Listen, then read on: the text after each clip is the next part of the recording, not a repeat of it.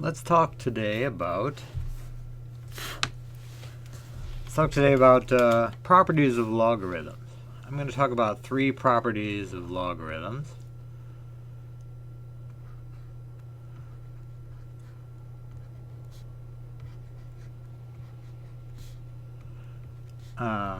Three properties. One is, I'll just give you the properties and then we'll talk about them. That the log, I'll use base a, it can be any base. Log of m times n is log base a of m plus log base a of n. Alright, similarly, log base a of m over n equals log base a of m minus log base a of n. So logarithms have nice properties that make them easy to deal with sometimes. And the third one is log base a of m to the k equals k times log base a of m. These are the 3 properties. If you have logs of 2 things multiplied together, it's the sum of the 2 logarithms of the things separately. If they're divided, they're subtracted. If it's the log of something to do with power, you can take that power off and it's just the power times that. Let's run through, I'll just show you how these are really quite simple to think of, really very logical. Let's use log base 10. I'm going to leave the a off, so if you just see log, it means log base 10. Log base 10 of 10, log of 10, common log of 10, means what power do we have to raise 10 to get 10? And that's 1. I'm just writing these. What power do we have to raise 10 to get 100? That's 2.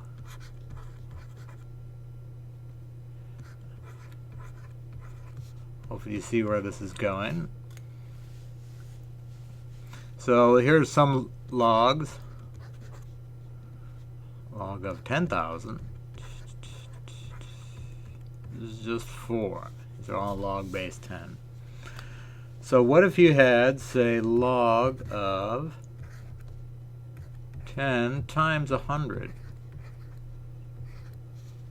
Alright, you can use your log rules. You can just say this is log of 1,000, which you know is from this side is just 3. But notice it's also log of 10, using our properties of logs, plus log of 100. Log of 10 is 1. Log of 100 is 2. So there you can see pretty clearly. I'm pretty sure this equation here checks out. You can see that that's the case. Similarly, if you had log of 100 divided by 10, that should be log of 10, which should be equal to 1.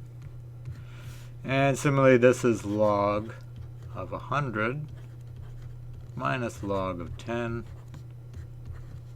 which is 2 minus 1. 2 minus 1 equals 1.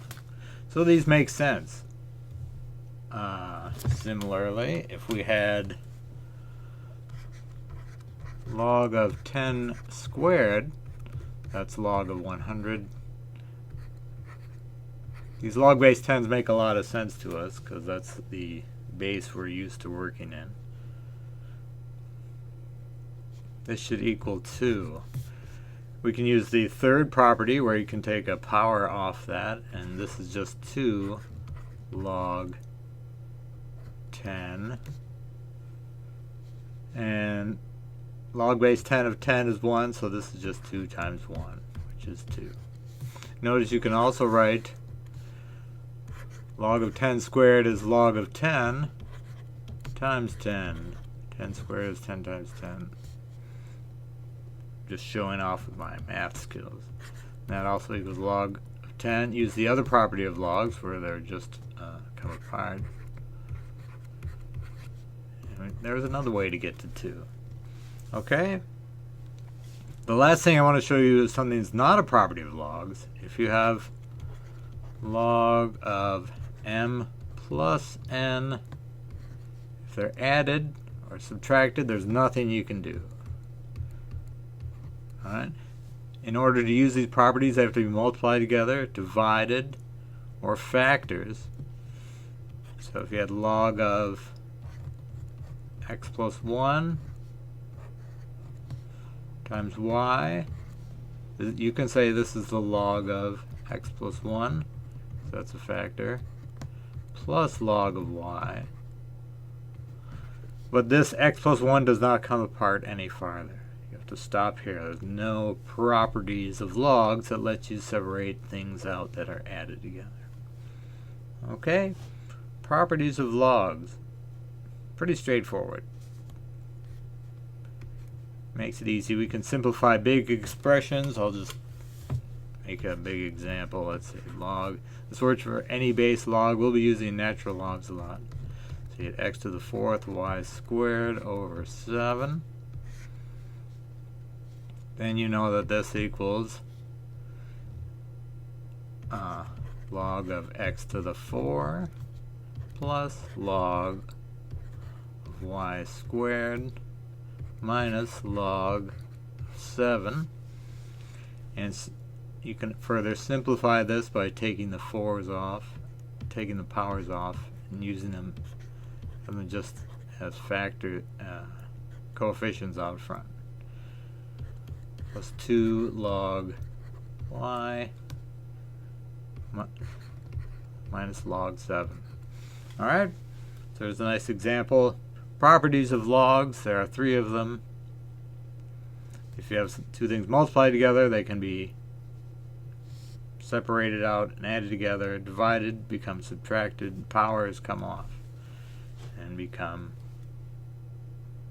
factors out front. Okay?